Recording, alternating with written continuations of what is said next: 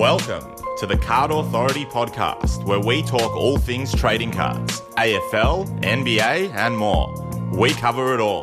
Check out cardauthority.com.au for more information, news, and all our episodes. And now, this week's episode with your hosts, AJ and AJ. Welcome to the Card Authority podcast, talking all things cardboard, and that is footy cards, NBA cards, you name it. AJ and AJ, otherwise known as AJ Squared. AJ, welcome to the show. Yeah, g'day AJ. Good to be here with you this evening for our first ever episode of the Card Authority, where exactly as you said, what we're going to be doing is talking about everything sports trading cards. We'll focus heavily on some AFL, which is really big in our domestic scene in Australia right now. But over the next few episodes, we're going to get right into the NBA stuff, MLB, everything that's going on. A lot of people have probably just seen a $4 million US dollar card today. Sold a baseball card, which is quite incredible. But we'll be getting stuck into the AFL over the first couple of episodes in the lead up to dominance. Exactly right. And look, as you mentioned before, we did see that card floating around social media today. And I guess just to let listeners know, the Card Authority podcast is really for collectors of all levels. Myself, who's a little bit of a hobby collector, and then yourself, that is more of an expert and a long-term collector. And we're hoping that we can cater for all different types of collectors and really help educate and also have a few laughs on the same time. Yeah, absolutely. I wouldn't necessarily consider myself any form of expert collector. I certainly have got into the hobby over the last 3 years and tried to really educate myself throughout that period. But I'm a collector, and I'm very interested in how the whole hobby sort of operates and how the marketplace functions and the little micro economy that is cards. And as you said, you're relatively new on the scene in collectors' terms, and it's been impressive to see how you've picked everything up as well. So I think between us, we can bring some really great conversation and great knowledge, I suppose, and experiences from both our different perspectives to everyone. And of course, be able to engage with all those other people within the collectors community as well. And also what's becoming the bigger marketplace that is cards. That's right, AJ. And look, again, we want to have a little bit of fun here, but also there's a lot of people that perhaps have only just got into cards over the last couple of months. There's been a huge boom due to COVID-19. People have been stuck at home. They've been looking things to do. Only recently, we just had sport back on TV, and everyone has got absolutely crazy over AFL cards. So you mentioned you've been collecting for a couple of years, AJ. What do you collect, mate, and what's your passion? So my collection, I collect predominantly AFL cards. Well, we in this household, we certainly collect AFL cards. The boom, just to step back a second, the boom is absolutely going on right now. There's no doubt about it. It's been well publicized. There is a global trading card boom going on right now. And that's trickled all the way through to our domestic market when it comes to AFL cards here as well. And as you said, COVID has kicked in and really accelerated what was already going on. I entered the hobby roughly about 3 years ago. Funnily enough, I'm 36 years of age now, so I was a kid of the 80s and early 90s, and I lived through that in my childhood, that golden era of cards, but also the big bust of sports trading cards and especially NBA cards throughout that period. But that was the era of the Jordan rookie card and the Magic Johnson, the Larry Bird cards and all of that sort of stuff. So I was full on into that when I was younger. And at one point, I've got two older brothers as well. And at one point when I was probably 12 or 13 years old and my brothers were 15 and 17 years old, my father was involved with a place called the Croydon Market in Melbourne. And when we were kids, we used to get up with my dad at 3 o'clock on a Sunday morning and drive with him to the Croydon Market. And whilst he would be there for work or business related matters, my brothers and I would be setting up a stall downstairs on the market floor, and we used to trade cards. And my father used to travel overseas a lot. Both my parents used to travel to America several times a year for business, and my father always used to bring back sealed boxes of NBA cards. So we would bust open all the cards. Yeah, we'd bust them open and we'd take them to the market on a Sunday, and then we had a label gun that we got from This is pre-office works days, got a little label gun. We used to do the prices. We used to look at the Beckett. We'd have the latest Beckett every week. You could buy the Beckett. You get a subscription in Australia for the Beckett, and that's how you used to price cards. And things have changed, obviously. But so we did that back then, and then cards died off. And by my late teens, I was gone from cards. I'd never really heavily collected AFL back then. I always had AFL cards and stickers you trade with kids, but that was done and dusted. And now basically what got me back into it is about 3 years ago, my then 3-year-old, now 6-year-old, who's my oldest of 3 boys, was starting to get into footy.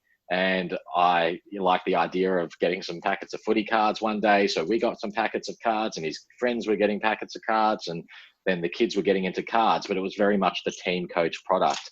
And we'll talk probably a little bit later about the various manufacturers in the market and the different types of products. But there is a product called Team Coach that is more targeted at kids, and it's got gaming and interaction related activity with the cards themselves, and probably just a bit more colourful and a bit more targeted at a more specific demographic in that sense. So basically, I'd spent a lot of time and money buying. I went from packets to boxes and boxes and more boxes, trying to help my kids complete this set. And we got very close to doing a full master set, which we'll talk about later as well. And I got to a point where there was just gaps in the set. No matter how many packets or how many boxes of these cards we would buy, we still couldn't get these, the 10 or 15 cards that we needed out of the 800 total cards. So I ended up jumping online. I had a look on eBay as my first port of call was eBay. Yep, saw, cool, there's single cards. You can buy cards off eBay, fantastic. And I was on Facebook, and I thought, you know what, maybe I'll just have a look if there's any hobby pages on Facebook. Punched it in, just looked up like AFL trading cards, and wow, I found that there was this entire subculture that existed now in the digital realm that was exactly what it was during my childhood, in that sense of, you used to go to the market to buy cards, sell cards, trade cards, interact with people, have that human interaction, talk about cards. For those of us who collected cards at any point in time when we were younger, you would recall like going and those experiences. You would spend hours and hours and hours at your local card shop or at the market or whatever it may be. Now that is transferred in the age of technology. It's transferred onto the internet. And where that is found is very much in social media. There's another website, Ozcard Trader, which was the original forum and platform. And that was pre-Facebook and social media becoming popular.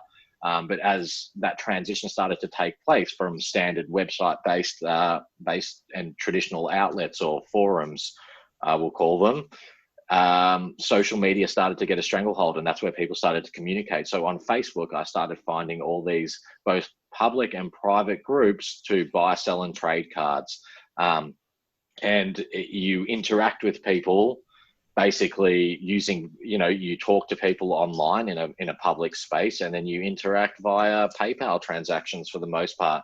But it's very much a relationship that needs to be built on trust.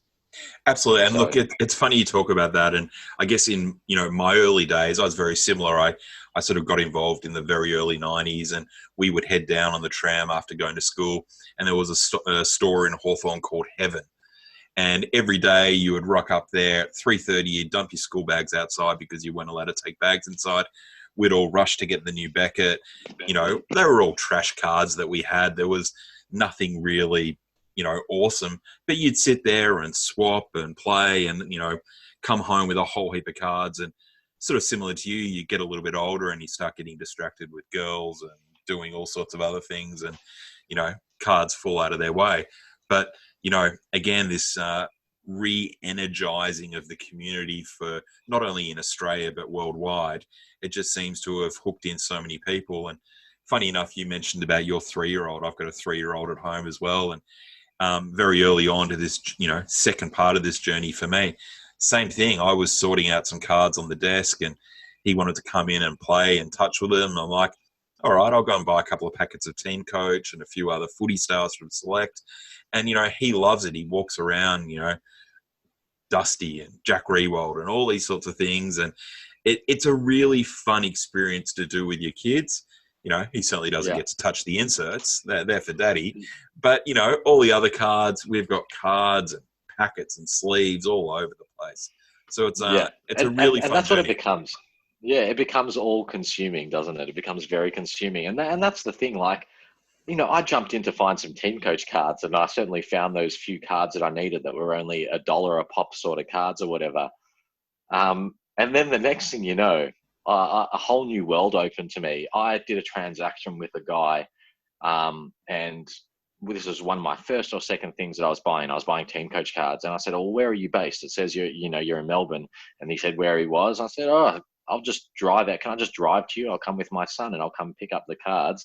You don't need to send them. It's all good." I didn't even know how things got sent. Like at that point in time, this is very like first couple of days involved, and yeah, I went to his house and I met this guy, and I grabbed these cards, and then he said to me, "He's like, oh, do you collect select footy stars?" I said, "What's that?" And he opened my eyes to a whole new world. And then Uh-oh. I was just, from there I was hooked. And then it became a situation of, okay, well, now we've completed this team coach set for my son. Hey, why don't we collect the footy stars, the alternate manufacturer, the other brand? And we started doing that set. And then I started to discover within that set there was cards worth more than just $1 or $2. There were cards that were serious cards. They were finite objects. They were limited. They had much higher value. And yeah, I really got hooked on it. And then over a period of time, I started to collect different things. So initially, I wanted to do a full series master set of footy stars, which is a series one base level series, $3 a packet type of product. Not easy to complete, but not super difficult and not super expensive. You can get it done, and I got that done really quickly. I went really hard, got it done really quickly online. A lot of transactions, a lot of buying cards off people, a lot of trading cards that we had got in packets and whatnot. And yeah, then I got to the end of that, and I was like, okay, what do I do now? And I started. I go for St Kilda. We're mad St Kilda supporters, multi-generational St Kilda supporters. Membership day I was born. My kids' memberships the day they were born. Family tradition type stuff. And I thought, you know what? Well, we love Saints, and we're also coming into this new era and period of Saints where we've had a bit of a lull for a few years. We had a huge period, from 2005 to 2011, 2012, and then it's just been pretty horrific. But now we were recruiting some good young draft picks, and stuff was looking solid. And my son was getting me back right into St Kilda and into footy as well, which I'd been pretty disjointed with for a few years there. And as a result, we decided, okay, we're going to collect a few St Kilda cards. Then the whole key to card collecting, it's not just about the cards, and it's not just about the transaction. It's the process that's involved in it, It's and the the human chase.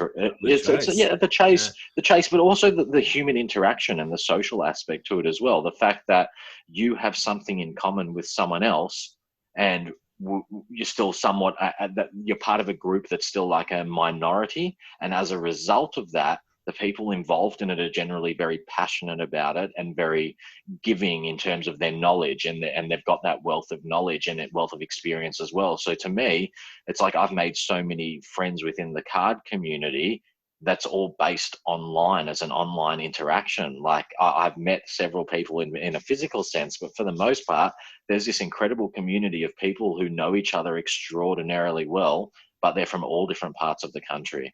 And what they have, and they're from all different walks of life, and what they have in common with each other is their interest in trading cards, AFL cards, sports trading cards, whatever it may be. And that becomes part of it. So what I was sort of getting at is that, so getting to know people and transacting with people, but a transaction not being as simple as just how much, agreed, disagreed, negotiation done, transaction done. There's a process involved. You talk to each other. What do you collect? What do you have? What are you looking for? All these sorts of stuff. And that then opens the door to further conversation. And what it led for to me was every transaction I did, I took away a piece of knowledge from that, or a piece of advice from someone from that. And that started to form what my intent would be in terms of collecting. I was at a point where I'd started to put a lot of money. I'd put a fair bit of money into it. And I thought, you know what?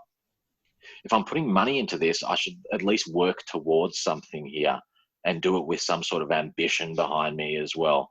And ultimately, it led me to the path of where I'm at the moment, where I would define in terms of a collector, I'd define myself as I am a St Kilda master set collector, which means I need to obtain I need to attain one of every single St Kilda card ever produced and have that in a set, which is what a master set is.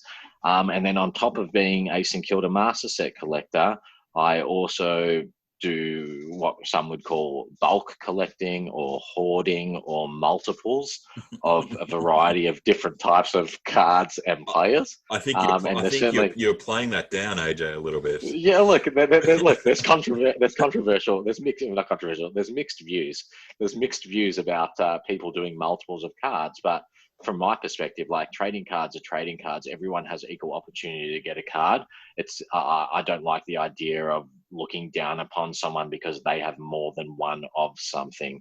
And for me, basically, the players that my son Dylan and now also my other son Elliot. So Dylan is 6, just turned 6, and my other son, one of my middle son Elliot, has just turned 4, and he's starting to get into footy. But it's very much from Dylan's perspective.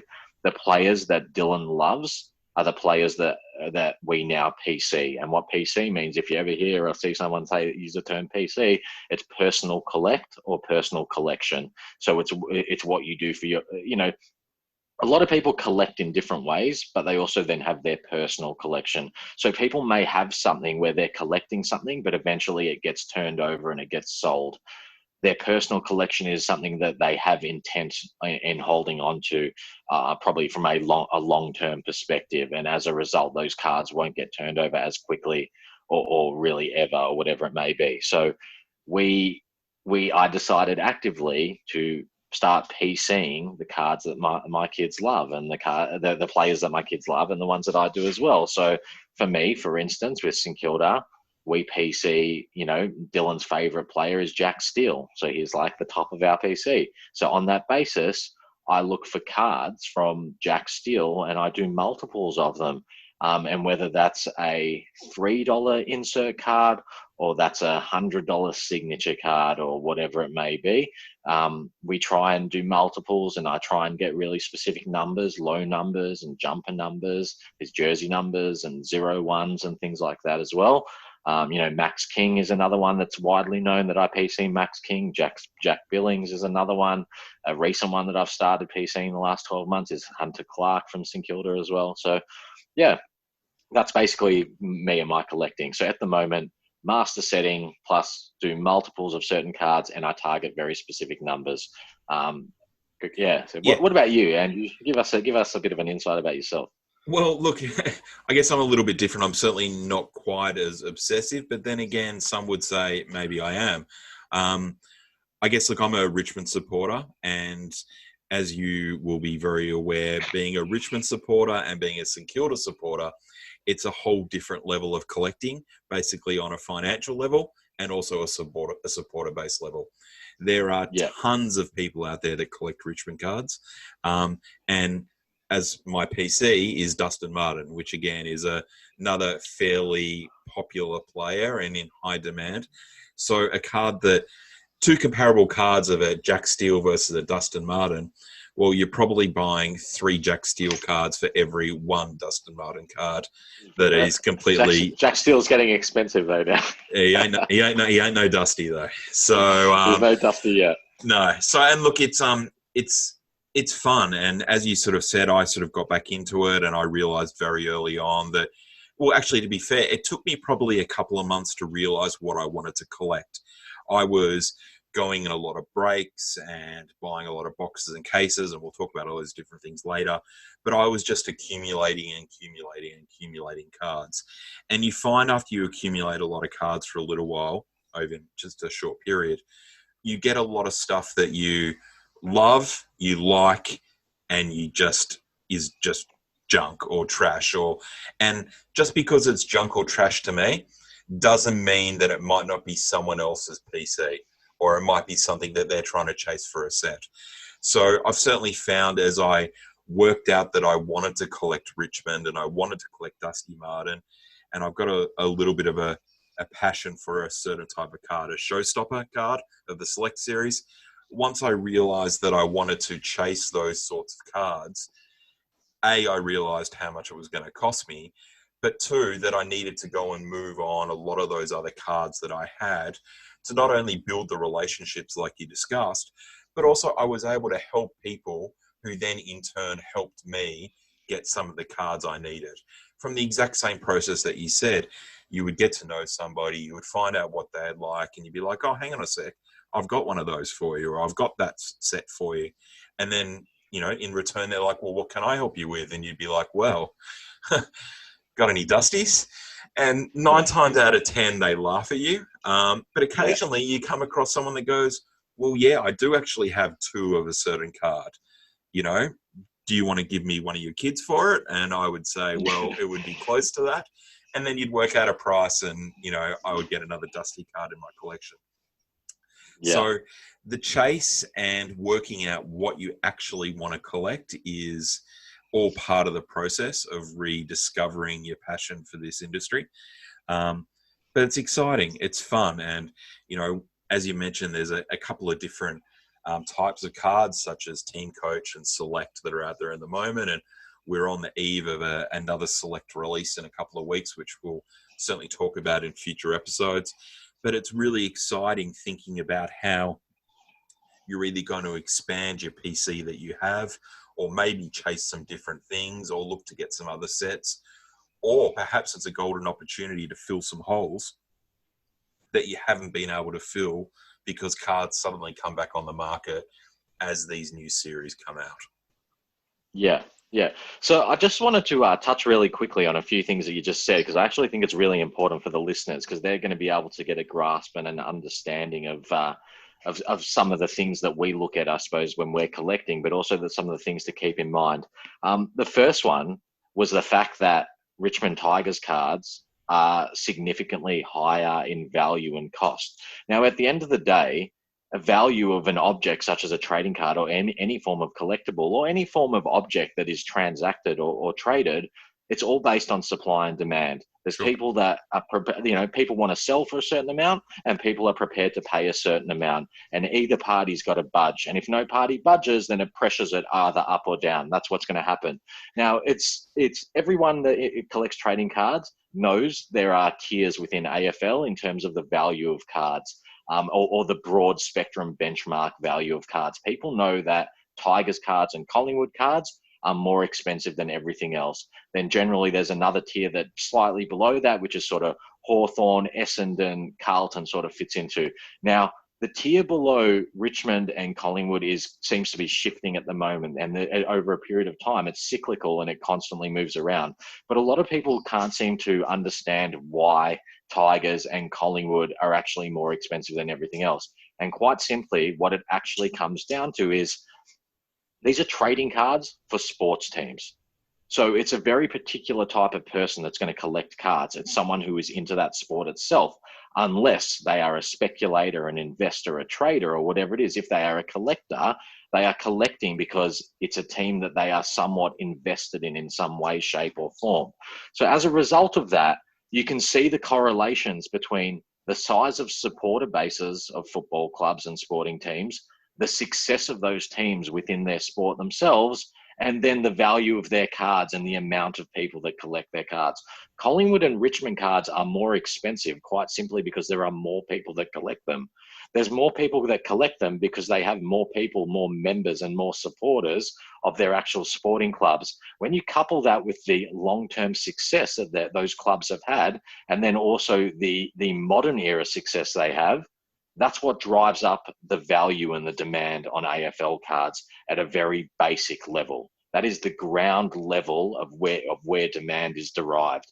And, I'm conscious that before I came into trading cards, the Bulldogs, their trading cards for a significant period of time, for over a decade, had not been worth much money. But as soon as they had success, the value of their cards went up very, very significantly, because all of a sudden those really proud supporters who were so emotionally invested in their football club, passionate,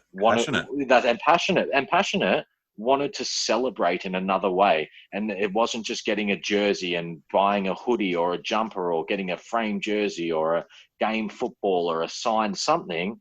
It moved into the trading card realm. And what's really interesting is a lot of people look at it and go, wow, this is adults playing with cardboard, adults spending serious money on cardboard. Well, the reality of it is the equivalent adults are spending money on artwork, on glassware, on other collectible things which they're not using. They're not it's not part of a physical interaction that they need to get on with their everyday life. It's something they collect. It's something that has a value at a different level to them, but it also has a perceived financial value. And that's what a lot of people forget, is when they judge relating to cardboard and people collecting trading cards, other people judge when they hear what you've spent time doing and what you've spent your money doing. But then you start to talk to them about the values and the increases in value and the way the market operates in monetary terms. It starts to turn things on its head. And it's really interesting that the boom that we're going through at the moment is very indicative of a real shift in mindset. You have a shift in mindset of people who were being very judgmental about trading cards even 12 months ago, who are now looking at it as, wow, I'm seeing and hearing so much about this. How do I participate in it as well? So it's a really interesting time at the moment. But yeah, getting back to it, the values are very much determined based on performance of clubs, supporter levels, and then performance of players. Good performing players, Brownlow winners, people like Dusty Martin, they're just not successful. Their success on the field leads to cult interaction, basically. People love those players, and the more success they have, the more people want to collect that. Not everyone can collect an entire team or want to collect an entire team. So a Richmond person, for example, they may make a decision, well, I don't want to do a full team set like what Adam does for St Kilda, but I love Dusty Martin, or I love Rance, or I love Cochin, or whatever it is, and that's what they really specifically go for. The other couple of things, another thing I wanted to touch on with respect to what you said, and I'm going to let you talk here, AJ, don't worry about that, is you said what you collect, and you're collecting parameters, I would call them, and you said that you're a dusty man, and you're obviously collecting some showstoppers, or you love the showstoppers, but you're very much focused on dusty cards and whatnot. I would say to you, you are early days here, mate. You're only several months in, and what you collect now will not be the same as what you collect even over the course and the journey of this podcast that we're going to take our listeners on here. And mark my words, when we come to the end, we're going to go all the way back and review this first episode, and it's going to blow your mind as to what you're collecting then, or what you will be collecting now in the future to what you were collecting then, which is going to be the past of what is today. I think it evolves a lot, and I think a lot of it comes down to how invested you are in it, not just financially, but with your time and your intent for the chase. And that's part of the thing for me, is a lot of it's about the chase. It's about setting a goal, what it takes to get to that goal and the challenges it presents, and then achieving that, and then moving on to the next one. But it gets to a point where if you go too hard, too fast, you achieve those goals. And what we're talking about here is you get too many cards too quickly, and then there's nothing else to chase anymore, but you still need it. You need the chase. It's like anything else. We're having a chemical reaction in our brain. The endorphins are kicking. We're getting a reaction like we would get out of a lot of other things. And that's the reality. We need something to chase. So for me, as much as what I collect now is what I collect now, who knows? In 12 months' time, I might not just be a team set collector. I could be a full-scale master set collector, or I could be a subset collector. For those who don't know what a subset collector is, so you have a series of cards, and within that series of cards, the overall cards make an entire set. But within that set, there are subsets. Subsets are the certain types of categories of cards, or the variations. So you might have draft pick signatures, for example, which is coming up in the new Dominant series. So there are people out there that will collect draft pick signature sets. So you could go back through time from 2020 all the way back to 1999 or 98 when they first introduced the draft pick signature cards.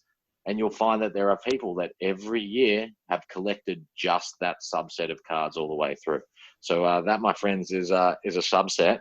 And then the last thing I wanted to say before I pass it right back over to AJ, and I am conscious about how much I'm talking here, mate, but I did want to say that I think one of the really big drivers and the big differences now for people such as ourselves, and when I say ourselves, I'm talking adults, and ultimately anyone over the age of 18, but I think it's more so people probably more so in the over the age of 25 or over the age of 30, who are at a point in life where that they have some sort of level of stability, and I suppose more maybe financial stability as well by that point. And as a result, the feeling when you were a kid but you couldn't achieve something is now different because everything's within your grasp, because you have the maturity and the disposable income and the capacity and the means to be able to get something now. So when you were a kid, there was that signature card or that redemption card that was unreachable. It was unattainable. It was not a reality. And the difference is now we are old enough to be able to make a decision on our own and have the financial capacity and make that financial decision to create that money to go and buy that $500 card. If we want it now, it's not something we're grasping at that we'll never get. It's something that's actually is attainable. So I think that's the really big critical factor, is that, or as much as we are grown-ups, we're also take away the value and investment side of things. We are very much reliving our own childhoods. And I think the whole thing with the boom taking place now, sure, it's accelerated by the coronavirus and all the lockdowns and all that sort of stuff. But the reality is we started this boom probably 12 to 18 months ago, and it is cyclical. It's because we are part of a generation or generations that lived through that really amazing golden era of trading cards.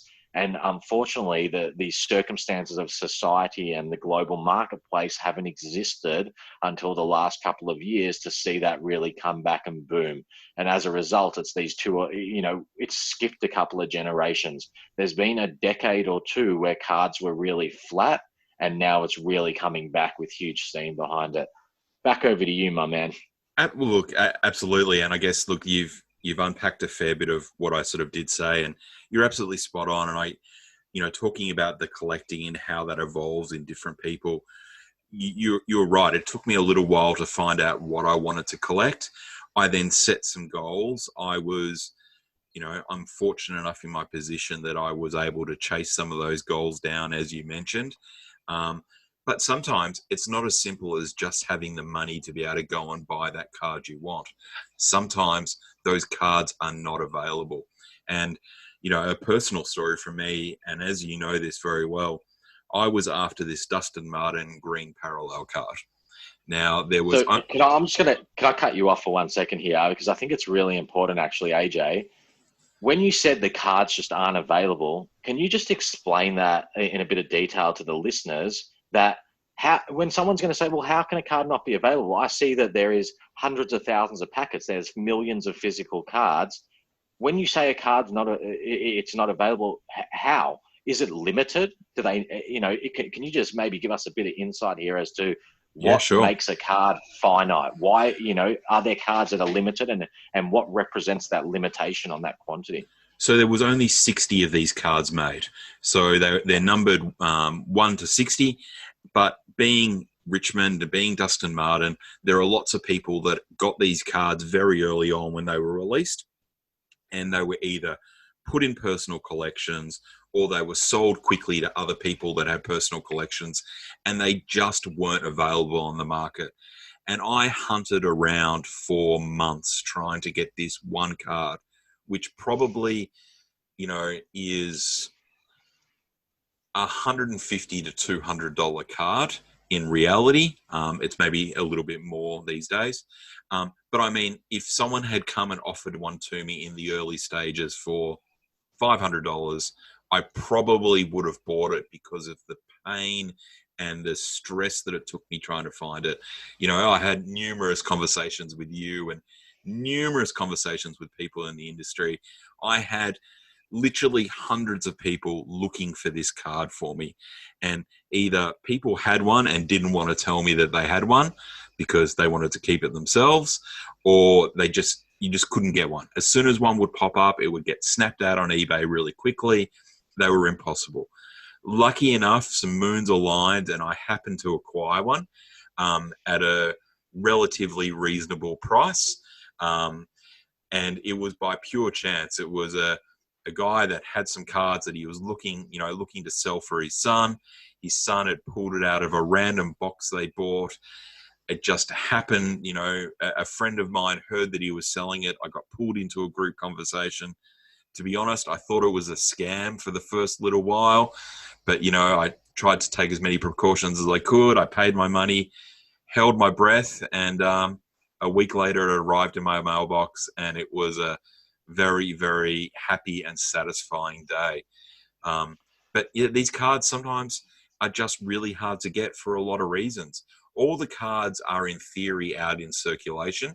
There are 60 green Dustin Martins floating out there, but I don't know whether or not someone is, been hoarding them or multi-set collecting or whatever it might be, and might have 20 of them, or they're sitting on people's shelves, or they've been thrown in the bin. Who knows? But there's only 60 of them. So when when you chase them, and I called it chasing the unicorn, which ironically we'll talk about a little bit later in the show, that, unicorn chasing and trying to get cards sometimes is not so much about having the money of being able to buy them. It's just being in the right place at the right time, and hopefully having other community members out there to help you and let you know that that card has popped up. Yeah, absolutely. And I suppose that's the big thing. You can't, because these cards are so limited, and then over the years they become harder and harder to find as you said, they get locked away in collections, but also a lot of them, things can get damaged or they get found and dismissed, so they fall out of circulation as well. And it's really funny because people can't just have an expectation, or you come into it with an expectation. You're like, well, if I've got deep pockets, whatever, I can just come and that card I want, I'll get it right now. No, sorry, sir, it doesn't work like that. That card doesn't exist right now. And for me, it's funny because for you, the unicorn thing is really critical, especially at the moment. You're a player collector at the moment. You are PCing Dusty Martin. So my expectation is that on an ongoing basis, your unicorn is going to be a Dusty Martin card that continues to upgrade higher and higher. So as you progressively get the best, the most sought after and rarest ones, and the next one gets released that's even rarer or even bigger, you'll continue to reassess them, and that becomes your unicorn moving forward.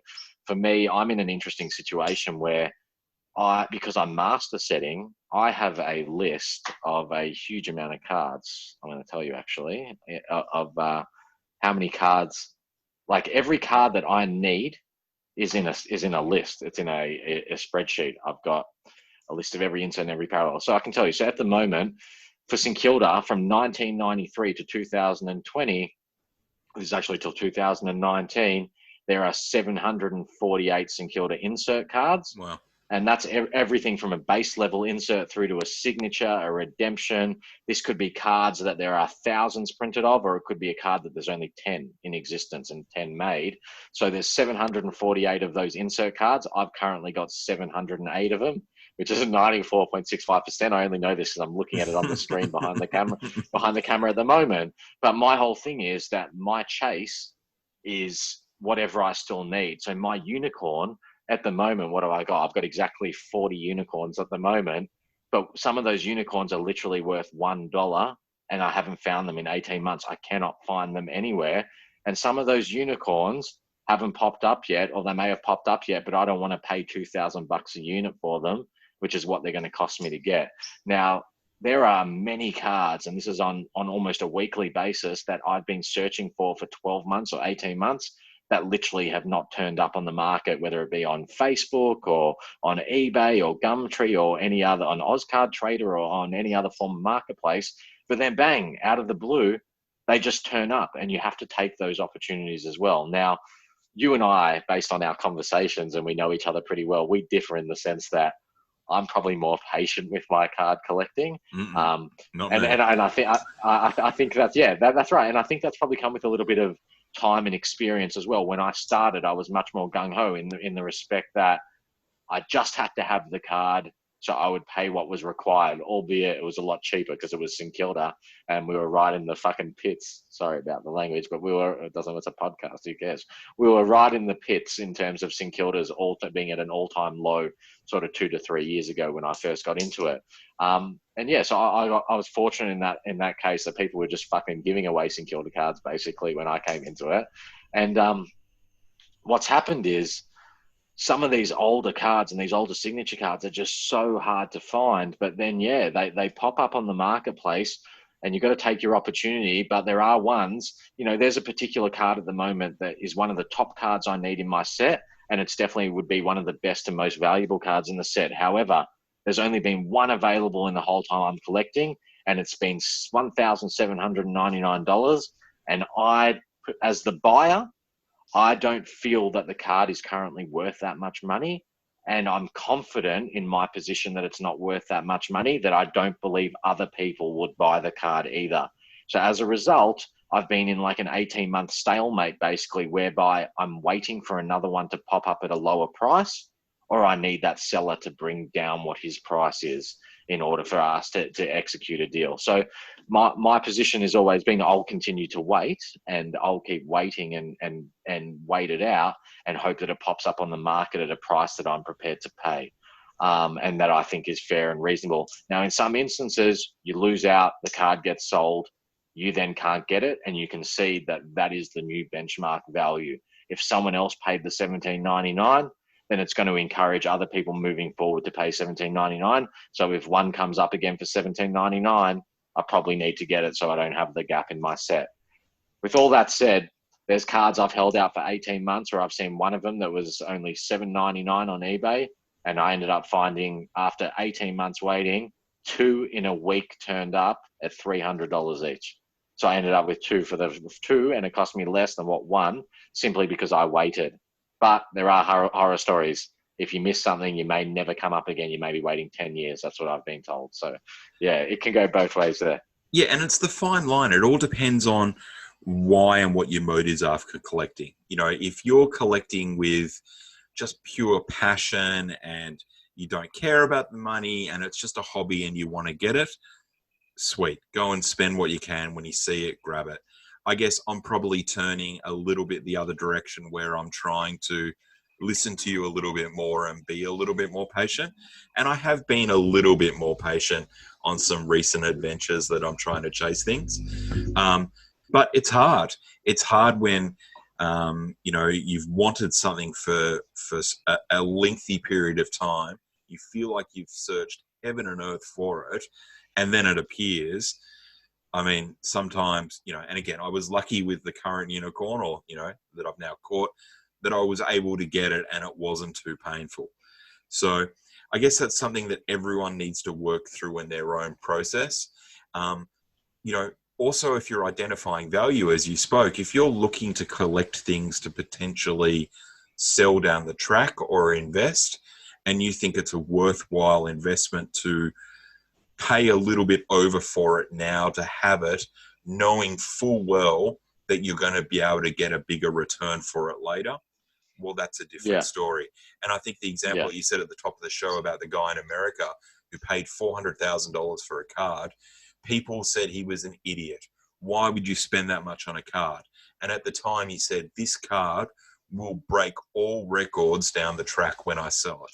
Yeah. Based on performance. Yeah, that's right. And it was a signature rookie card with it's speculative and it's value. So that's the other thing about cards. They're not just valued based on the quantity that are available in the marketplace. It's also speculative based on future performance of a player.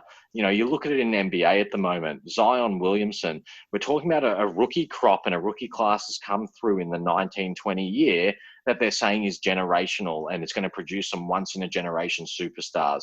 Also the 18-19 year as well. So between, your players like your Luka Doncic and your Trae Young, and then the new ones like your Zion Williamson and your Ja Morants, they're talking about these guys, if they don't get injured and they reach their potential, they could be the next Michael Jordan or Kobe Bryant or LeBron James. So cards that early on that are only worth a few dollars, literally a couple of dollars, tens of dollars, maybe hundreds of dollars, these are the cards that could be worth tens of thousands, hundreds of thousands, millions of dollars, all depending on what happens with the careers of these people and these players. And I think NBA is probably something we'll definitely get into over a couple of episodes down the track. And I think we'll probably get some people on board as well who really deal heavily in that market to talk about it. I dabbled in it a bit this year and I got really, really lucky. We'll talk about that another time, but I ended up with a Ja Morant rookie card that's been graded as a perfect black label 10, of which there's only 14 in the world at that quality. And it's amazing in NBA, and it doesn't apply to AFL, but the quality of a card in NBA, when you get it certified and graded, has a huge impact on the card. Now, I'll just go into it really quickly, but we'll talk about it more extensively in an NBA episode. But I got a card that I sent it off to be graded. When I sent it off to be graded, it was worth $30 to $50 raw. Everything went up whilst the card was away getting graded. It got delayed. It came back.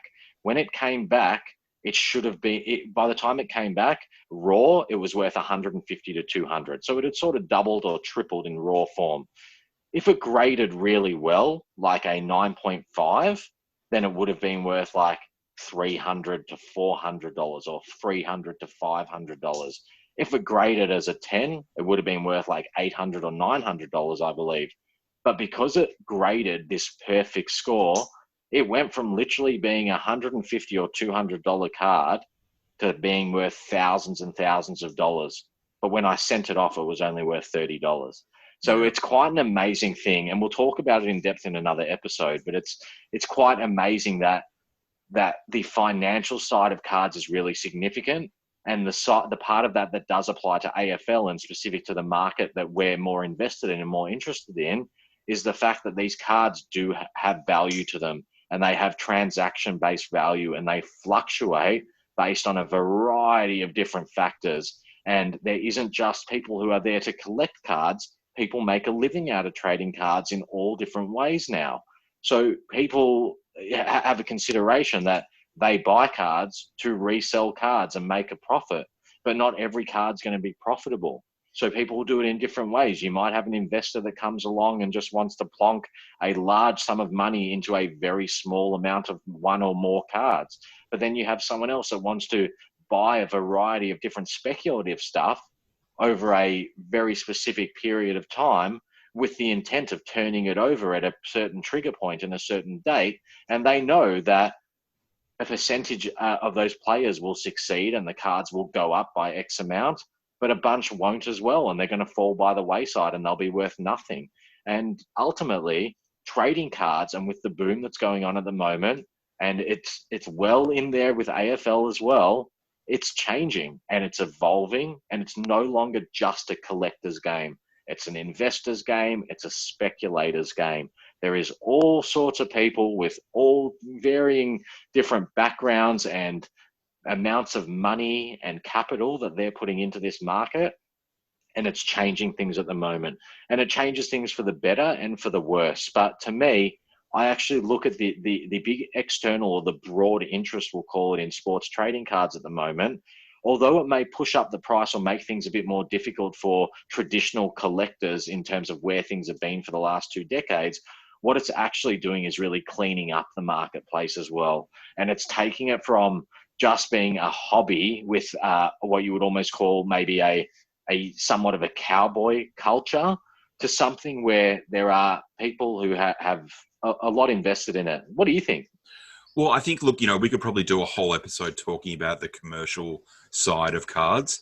And I guess there is so much to unpack about, what are the different motives of the different players on the different aspects of the industry. But I guess also, too, that should not be seen as something that, is something to be worried about if you just want to come and get involved and enjoy it and get in the process. There is, in any industry, there is always going to be business and money involved in some fashion. Sometimes it helps, sometimes it doesn't, sometimes it grows the space, sometimes it doesn't. We could talk for hours about the business of cards and the backside of the commercial things. But I think that the main thing for our listeners to remember is that the hobby is pure. If you like collecting things and you're a fan and there's things you want to chase, don't let it be discouraged, or don't be discouraged by the thought of, oh, well, that person's buying this for this and now I'm going to have to pay more for it. Unfortunately, unfortunately, that's business. It's like someone that buys a house in a suburb, that suburb then goes up 10 years later and that house is 10 times the price. Everyone has heard stories of that, of, oh, I wish I bought that house at that time because now it's worth 5 times. You got to know, think about the now. Yeah. you've got to think about the Yeah. now. That's right. And if Yeah. your now is that you want to collect Dustin Martin cards, be careful, stay away, because I want them all. But if you want to go and collect Tom Mitchell, or you want to go and collect Jack Steele, or you want to go collect, Nat Fife, or whoever it might be, do it. There's cards at all different levels and all different price points that you can thoroughly enjoy chasing.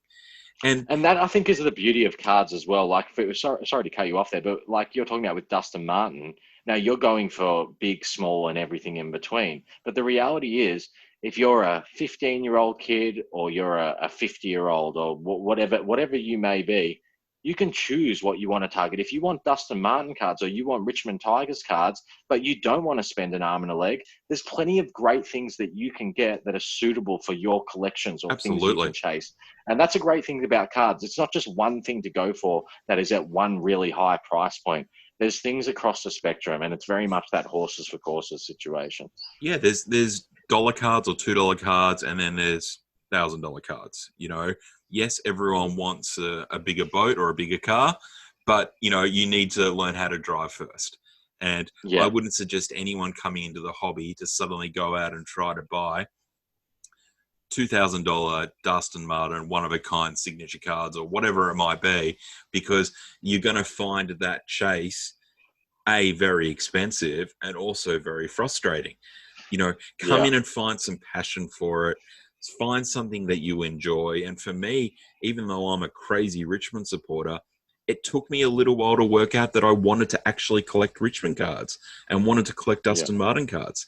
So make sure you work for yourself and what motivates you to chase and collect.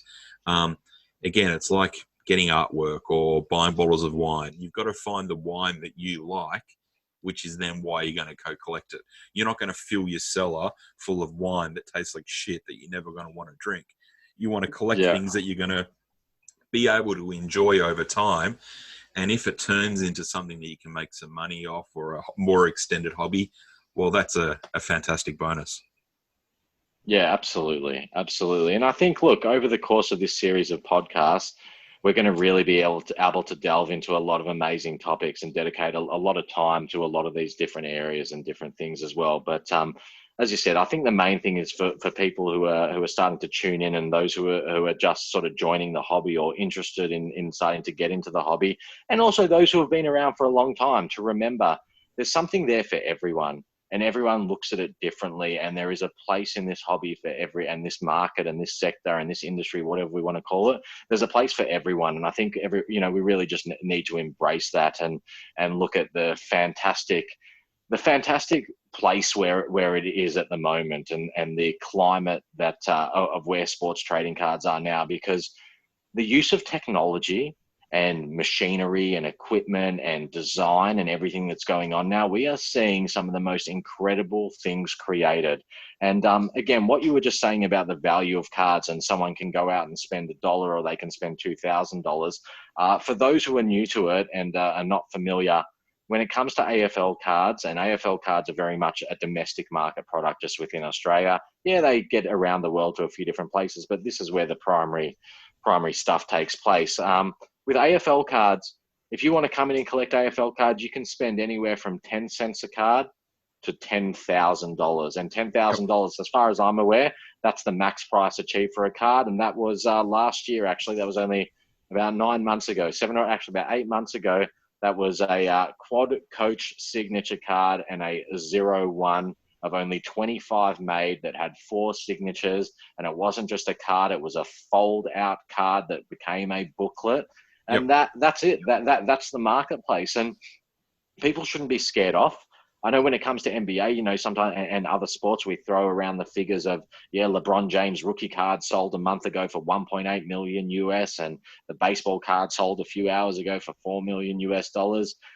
It's a little bit different. And if you want to get involved in that space, you certainly can. But if you want to be one of those people that just is interested in AFL or whatever it may be, and you want to just spend a couple of dollars, you can get a lot of bang for your buck in that respect as well. So, and you can have fun. The most important is that's what it's all about. It's a hobby. Absolutely. If it turns into a business or something you can make some money from, fantastic. but this should be seen as a hobby or a pastime that you can actually enjoy. And as we do it with our kids, and it's fun, it's enjoyable. That's what it should be. Yeah, absolutely. And yeah, I'm sure we have people from various different mindsets tuning into this. And yeah, I really look forward to really delving into the hobby and the collecting side of things, as well as then being able to not only inform but learn from experiences and expose our audience to those experiences and the knowledge of ourselves and other people as well about what to look out for in terms of the investment side of cards and that business side of cards as well. So yeah, I'm really looking forward to a great season of the Card Authority here with AJ Squared. Absolutely. And look, I guess this probably segues to a nice little segment that we'll finish the show off with, which I've kindly named Unicorn Chasing. So we're going to give the opportunity for people to reach out through our social platforms. If there's a unicorn you are trying to track down, we will certainly try to help. And we actually had a submission from a friend or a guy in the community who's one of the real nice guys. And I won't publicly out him at the moment, but what he's looking for, and all you listeners out there, right? Let's see if we can track this unicorn down for him. So he's looking for a Ben McAvoy 001 engine room card from the current Select Prestige series. So that's a Ben McAvoy 001. Now, people at home are probably going, Ben McAvoy, what the fuck? Well, it just happens to be a card that he's trying to do to complete something that he's trying to collect, his own personal collection. So it doesn't sound like a card, and a card that it's not a Dustin Martin or anything like that. It's Ben bloody McAvoy. But someone might have that in their folder or sitting in their desk, and they're like, gee, I might be able to help this guy out. And that's what unicorn chasing is all about, is helping each other out in this great community. So, and I'm gonna assume that he's probably that's part of a 4-card subset for the Hawks. Well, I would suggest so. I don't want to give too many details away because that's up to him to say what he's actually collecting in his PC. But I think you'd probably be pretty close to it. That again, it's a fairly unique card. I'm not sure if he's a Ben McAvoy fan or he's a 001 collector or I think what Ben it might McAvoy's be. His jumper number's 01 as well. I'm pretty sure. Is McAvoy 01? No. Well, maybe I'm wrong. You're testing me. There you go. Well, yeah. But anyway, look, so everyone out there, all right, obviously feel free to get in touch with me or AJ and AJ. And through our social channels, if anyone can help us track that down, we might be able to work out a little bit of a prize, or, we might be able to help you find your unicorn that you need. So that's right. Unicorn chasing or unicorn hunting is going to be a regular segment on the Card Authority podcast. And let's see if we can help people find some cards that they need. That's right. We want to help people get that unicorn and ride it into the sunset. Absolutely. Absolutely. Well, look, thank you, AJ, for your time tonight. Your insights have been great. And I'm sure over the coming weeks, we're going to, hopefully have a few laughs and really help people enjoy this process of getting involved in what really is a fantastic hobby that, both you and I love spending a lot of time in. Yeah, absolutely. It's going to be an amazing few weeks ahead. And just for the listeners, it's not going to be just our mugs and voices the entire time either. Hopefully, we're both in isolation down in here in Victoria, but the beauty of technology means we're going to be able to engage with a lot of great people from within the hobby as well, and hear a lot about you guys and other people. As AJ said, love your feedback. If anyone's got any questions or anything that you guys want to talk about as well, just make sure you contact us through all the social channels. Details coming right up. Yeah, we'll push all those channels. We'll get this out into all the things, and no doubt if you're listening to it now, you've already found us. But yeah, let your friends know, and we'll be back very shortly for episode 2 of the Card Authority podcast. Thanks, AJ. Thanks, AJ.